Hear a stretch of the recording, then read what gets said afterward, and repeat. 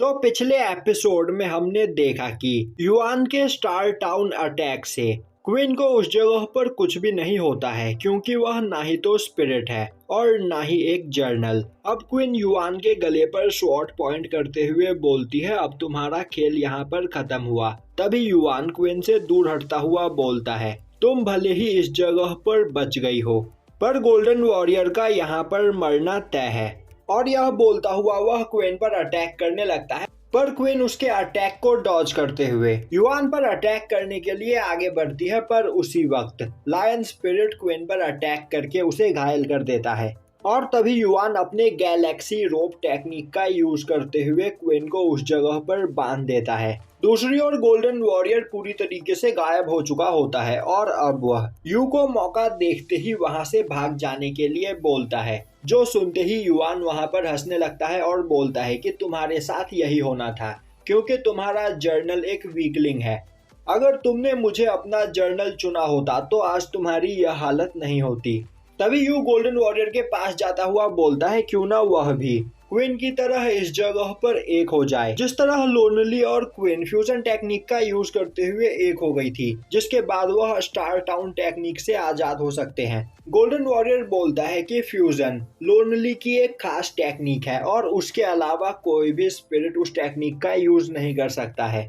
तभी यू बोलता है वह गोल्डन वॉरियर को यहाँ पर इस तरह गायब नहीं होने देगा और अब वह अपना चश्मा निकालकर फेंक देता है, जिससे उसकी बॉडी से काफी ज्यादा मात्रा में क्विनहाई एनर्जी निकलने लगती है, जो देखकर युआन को कुछ भी समझ में नहीं आता है। वहीं यह देखकर लायन स्पिरिट काफी हैरान होता है और बोल रहा होता है कि मैंने आज से पहले किसी के भी पास इतनी पावरफुल क्विनहाई एनर्जी नहीं देखी। अब उस क्विनहाई एनर्जी की मदद से यू स्टार टाउन फॉर्मेशन के अंदर भी गोल्डन वॉरियर की पावर का यूज कर पाता है, जिसके बाद वह अपने गोल्डन आर्मर का यूज करते हुए उस जगह पर मौजूद फॉर्मेशन प्लेटफॉर्म को तोड़ देता है। अब उस फॉर्मेशन प्लेटफॉर्म के टूटते ही वह पूरी जगह डिस्ट्रॉय हो जाती है, जिसके बाद सभी लोग वहां से नीचे गिरने लगते हैं।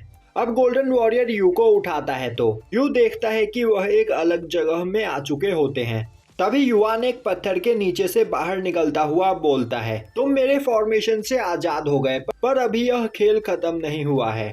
तभी क्वीन भी एक पत्थर को तोड़ते हुए वहां से बाहर निकलती है। अब वह सभी लोग एक साथ मिलकर युआन पर अटैक करने के लिए तैयार हो जाते हैं। तभी उस जगह पर किसी की आवाज आती है जो बोल रहा होता है, तो फाइनली मुझे यहाँ पर एक पावरफुल पर्सन मिल ही गया जो मुझे समन कर सकता है। और अब युआन के पीछे से एक स्पिरिट निकलकर बाहर आता है और बोलता है कि मैं इस जगह पर तुमसे बात करना चाहता हूँ। अब उस स्पिरिट को देखते ही क्वीन और गोल्डन वॉरियर काफी ज्यादा डर जाते हैं, जो देखकर यू उनसे इस बारे में पूछता है। अब गोल्डन वॉरियर बोलता है कि यह काफी ज्यादा खतरनाक स्पिरिट है। तभी वह स्पिरिट बोलता है, तुम्हें परेशान होने की कोई जरूरत नहीं, मुझे पता है कि तुम यहाँ पर अपने फादर को ढूंढ रहे हो। अब यह सुनते ही यू हैरान हो जाता है और बोलता है, क्या तुम्हें मेरे फादर के बारे में पता है? मुझे बताओ आखिर वह कहाँ पर है।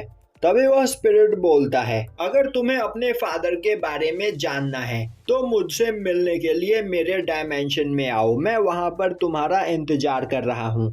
और अब वह वहाँ से गायब होने लगता है, जो देखते ही यू उसकी ओर भागता है, पर गोल्डन वॉरियर उसे पकड़ लेता है।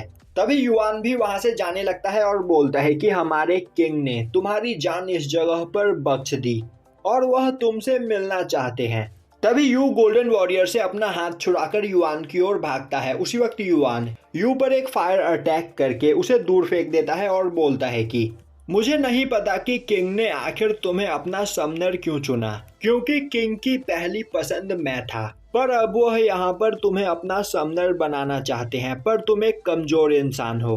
पर किंग के ऑर्डर का पालन तो मुझे यहाँ पर करना ही होगा। और अब वह एक डायमेंशन कार्ड फेंकते हुए यू को देता है और वहां से चला जाता है।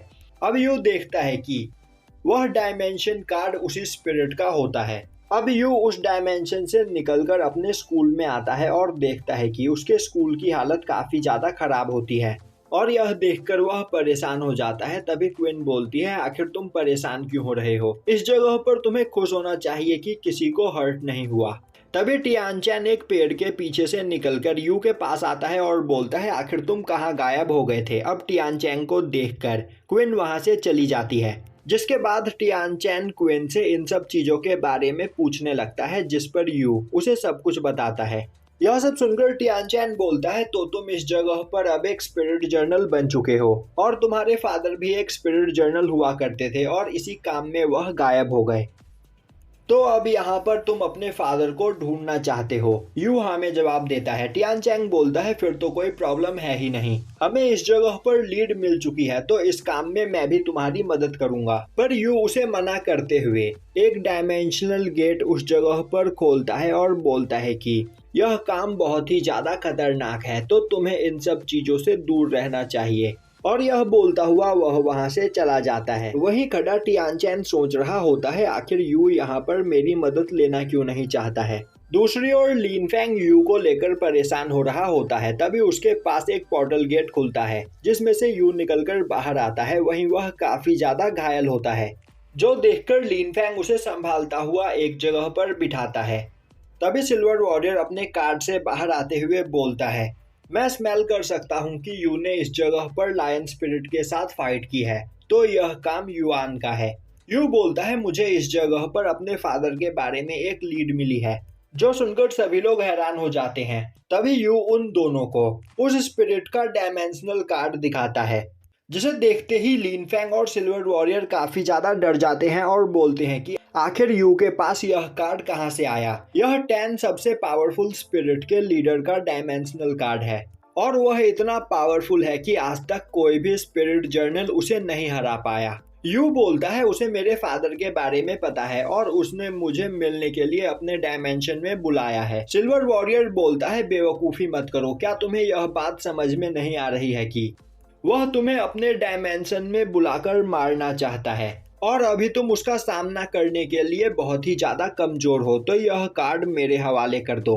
पर यू सिल्वर वॉरियर को वह कार्ड न देता हुआ वहां से भागने लगता है और बोलता है कि वह इस जगह पर किसी भी कीमत पर अपने फादर को ढूंढ कर रहेगा। और यहीं पर यह एपिसोड खत्म हो जाता है।